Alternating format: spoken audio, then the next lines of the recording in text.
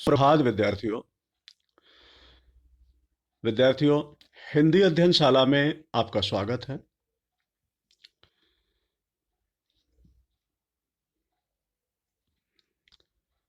आइए, आज हम हिंदी व्याकरण के पाठ 9 रस नामक पाठ का पठन पाठन करें।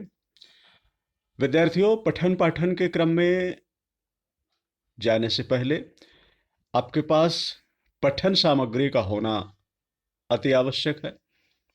इसलिए पठन सामग्री में हिंदी व्याकरण की पुस्तक, हिंदी व्याकरण की नोटबुक, पेन, पेंसिल, इरेजर आदि का होना जरूरी है। यदि ये सामग्री आप नहीं लिए हैं तो कृपया वीडियो को रोकें, ये सामग्री लाएं और फिर अध्ययन में शामिल हों। अध्ययन क्रम में आगे बढ़ने से पहले हम पिछली पाठ योजना में जिन प्रश्न और उनके उत्तर को लिखे थे, उन्हीं प्रश्नों के उत्तरों का मिलान पहले करेंगे। इसके बाद अध्ययन क्रम में आगे बढ़ेंगे। विद्यार्थियों, पिछली पाठ योजना में हमें ये 1 से 5 तक ये प्रश्न दिए गए थे। मुझे पूर्ण उम्मीद है आप लोगों ने इन प्रश्नों के उत्तर लिखे होंगे, सही रूप में लिखे होंगे। फिर भी एक बार मिलान कर लेते हैं। अब आप लोग अपनी हिंदी व्याकरण की नोटबुक को खोलें और प्रश्नों के उत्तरों का मिलान करें। पिछली पाठ योजना में हमें पहला प्रश्न दिया गया था, श्रृंगार रस किसे कहते हैं? इसके कितने भेद होते हैं? तो सबसे पहले यहां पर हमें श्रृंगार रस की परिभाषा लिखना था, उसके भेद लिखने थे। उत्तर है, जहां प्रेमपूर्ण वर्णन हो, नायक एवं नायिका के मिलन व विरह का वर्णन हो, वहां श्रृंगार रस होता है। श्रृंगार रस के 2 भेद होते हैं। पहला संयोग श्रृंगार, दूसरा वियोग श्रृंगार। वियोग श्रृंगार को विप्रलंभ श्रृंगार भी कहते हैं। प्रश्न 2, हास्य रस के स्थायी एवं संचारी भाव लिखो। दूसरे प्रश्न में आपको हास्य रस का स्थायी भाव और संचारी भाव दोनों लिखने थे। तो स्थायी भाव है हास और संचारी भाव है हर्ष, भ्रम, चापल्य, आलस्य आदि। विद्यार्थियों, तीसरा प्रश्न था, करुण रस के आलंबन एवं अनुभाव लिखो। तीसरे प्रश्न में आपको करुण रस का आलंबन और उसके अनुभाव को लिखना था। आलंबन है प्रिय वस्तु का नाश, प्रिय व्यक्ति की मृत्यु। अनुभाव है छाती पीटना, पछाड़ खाना, मूर्छा, रुदन, विलाप, निःश्वास आदि। अगला प्रश्न है, वीर रस में कितने प्रकार के वीर होते हैं? नाम लिखो और वीर रस का एक उदाहरण लिखो। विद्यार्थियों, इसका उत्तर है, वीर रस में 3 प्रकार के वीर होते हैं। उनके नाम हैं युद्धवीर, दानवीर और दयावीर। वीर रस का उदाहरण है, चढ़ चेतक पर तलवार उठा, करता था भूतल पानी को, राणा प्रताप सिर काट काट, करता था सफल जवानी को। ये वीर रस का उदाहरण है। अगला प्रश्न है, रौद्र रस का आलंबन एवं उद्दीपन लिखो। रौद्र रस का आलंबन है शत्रु अथवा अनुचित कार्य करने वाला, जिसके प्रति क्रोध उत्पन्न हो। इसका उद्दीपन है शत्रु आदि के उमंग, अपकार का स्मरण आदि। इस प्रकार विद्यार्थियों, पिछली पाठ योजना में जो आपको प्रश्न दिए गए थे, वो प्रश्न और उनके उत्तर यहीं पर समाप्त हुए। आइए अगले क्रम में आगे बढ़ें। अगले क्रम में हम लोग पिछली पाठ योजना में जिस पाठांक को पढ़ चुके हैं पुस्तक के माध्यम से, उस पाठांक को अब यहां पर पुनः पढ़ करके उसकी पुनरावृत्ति करेंगे। तो अब आप लोग अपने हिंदी व्याकरण की पुस्तक खोलें और अध्ययन में शामिल हों।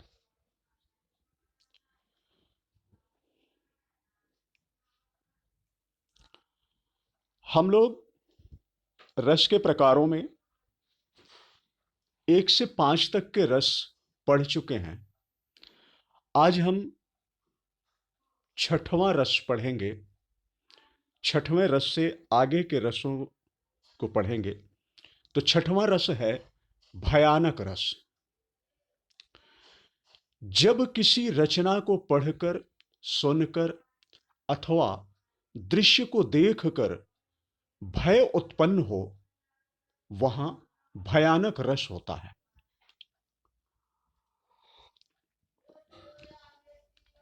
इस रस का स्थायी भाव है भय। संचारी भाव होता है आवेग, दैन्य, शंका, मृत्यु, मोह, त्रास, मूर्छा, उन्माद। विद्यार्थियों, इस रस का आलंबन है भीषण दृश्य जिनको देखकर भय लगे। उद्दीपन, इस रस का उद्दीपन है आलंबन की भयंकरता। इस रस का अनुभाव है कपकपी होना, घिघी बंध जाना, मुख का रंग उड़ जाना आदि।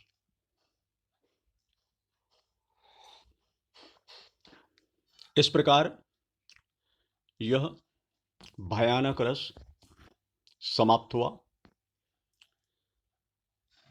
7वां रस है बीभत्स रस। जब किसी रचना को पढ़कर, सुनकर अथवा कोई दृश्य देखकर मन में घृणा आए या घृणा के भाव उत्पन्न हो, या मांस, रुधिरधार, पीप आदि घृणोत्पादक वस्तुओं का वर्णन होता है, वहां बीभत्स रस होता है। बीभत्स रस का स्थायी भाव होता है घृणा। संचारी भाव होता है मोह, असूया, मूर्छा, आवेश, व्याधिमरण आदि। इस रस का आलंबन होता है रक्त, मांस, अस्थि, फूहड़पन आदि घृणित वस्तुएं। इस रस का उद्दीपन है दुर्गंध आदि। इस रस का अनुभाव है मुंह बिगाड़ना, थूकना, आंख नाक बंद करना, रोमांच होना आदि। अगला रस है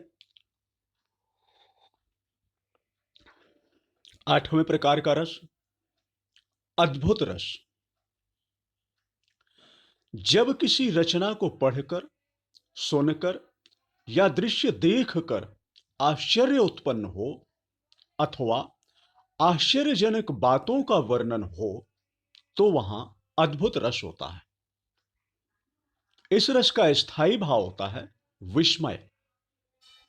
संचारी भाव होता है तर्क, संदेह, मोह, हर्ष, जड़ता, आवेग आदि। इस रस का आलंबन है आश्चर्यजनक व्यक्ति, वस्तु, घटना या दृश्य। इस रस का उद्दीपन है आलम्बन की महिमा और वैचित्र्य। इस रस का अनुभव है रोमांच होना, स्तंभित हो जाना, टकटकी लगाकर देखना, वाह वाह करना आदि। अगला रस शांत रस। जब किसी रचना को पढ़कर, सुनकर या दृश्य देखकर असीम शांति एवं दुनिया से मोह खत्म होने का भाव उत्पन्न हो, उसे शांत रस कहते हैं।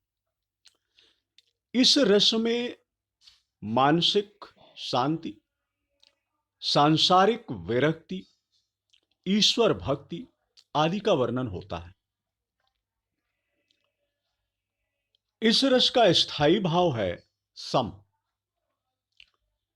संचारी भाव है हर्ष, धृति, यति, स्मृति, निर्वेद। आलंबन है सत्संगति, पवित्र, आश्रम, तीर्थ, मृतक। उद्दीपन है उपदेश, कथा श्रवण, पवित्र वातावरण। और इस रस का अनुभव है रोमांच, पश्चाताप आदि।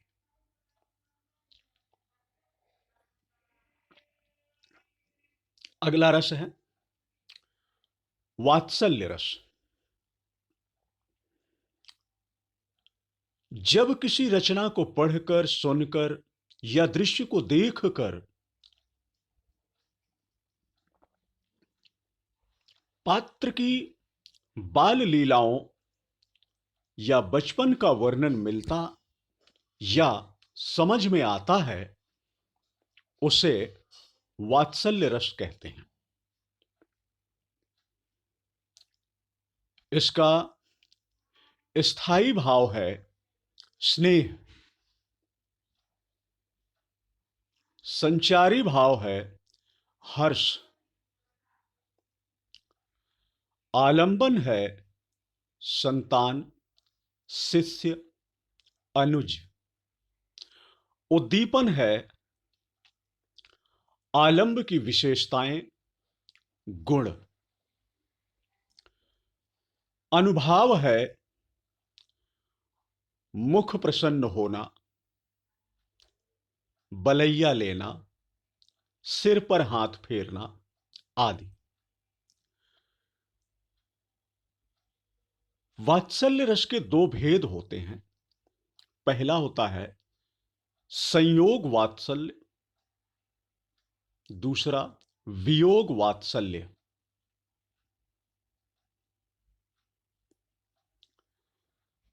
इसके बाद अगला रस है भक्ति रस। जब किसी रचना को पढ़कर, सुनकर या दृश्य को देखकर भगवत अनुरक्ति और अनुराग का वर्णन रहता है, वहां भक्ति रस होता है। भक्ति रस का स्थायी भाव है अनुराग। संचारी भाव है भक्ति भावना। आलंबन है ईश्वर, गुरु, साधु, सन्यासी, माता पिता आदि। उद्दीपन है धर्म स्थल, तद विषयक चित्रादि, प्रतिमादि, मूर्तियां आदि। अनुभाव है शरणागत होना, समर्पित होना, शरीर को ढीला छोड़ देना आदि। इस प्रकार रस के प्रकारों का वर्णन पूर्ण हुआ। अब हम लोग लिखित कार्य की ओर बढ़ेंगे। आज का हमारा लिखित कार्य है, हमें यहां पर 1 से 5 तक प्रश्न दिए जा रहे हैं और इन 5 प्रश्नों के प्रश्न और इनके उत्तर हमें हिंदी व्याकरण की नोटबुक में लिखना है। प्रश्न है, पहला प्रश्न, रौद्र रस किसे कहते हैं? यहां पर आपको रौद्र रस की परिभाषा लिखनी है। भयानक रस के अनुभाव लिखें। भयानक रस के अनुभाव को लिखना है। अद्भुत रस का उदाहरण लिखें। अद्भुत रस के क्या उदाहरण होते हैं? कोई एक उदाहरण लिखें। रस के प्रकारों में 2 अतिरिक्त रस कौन से होते हैं? उन अतिरिक्त रसों के नाम लिखने हैं। रस के प्रकार में 2 अतिरिक्त रस होते हैं, आप लोगों ने पढ़ा है, तो वो जो 2 अतिरिक्त रस हैं उनके नाम लिखना है। 5वां प्रश्न है, संयोग वात्सल्य एवं वियोग वात्सल्य में क्या अंतर है? इस प्रश्न का उत्तर लिखना है। विद्यार्थियों,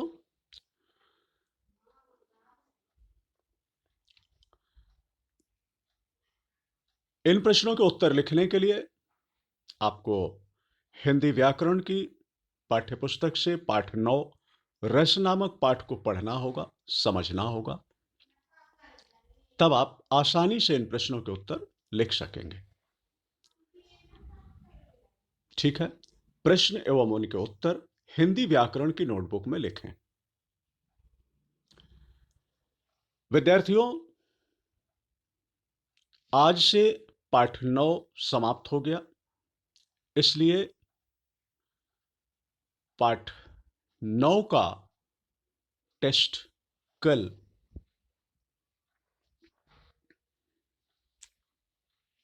जी नहीं, शनिवार 30 जनवरी को होगा। पाठ 9 का टेस्ट शनिवार 30 जनवरी को होगा। ठीक है, तो पाठ को पढ़ें, समझें, और यहां पर आज के कार्य में जो आपको प्रश्न दिए जा रहे हैं, इन प्रश्नों के उत्तरों का मिलान शनिवार को जो पुनरावृत्ति अध्ययन का वीडियो आएगा, उसमें आपको इन प्रश्नों के उत्तरों का मिलान मिलेगा। आज से पाठ 9 रस समाप्त हो रहा है। इसका टेस्ट शनिवार 30 जनवरी को होगा। आज की कार्य योजना में जो प्रश्न दिए जा रहे हैं, इन प्रश्नों के उत्तर आपको शनिवार के दिन जो पुनरावृत्ति अध्ययन का वीडियो आएगा उस पर मिलेंगे। कल से हम लोग अगला पाठ पढ़ेंगे। इसी के साथ ही आज का अध्ययन क्रम यहीं समाप्त होता है। धन्यवाद।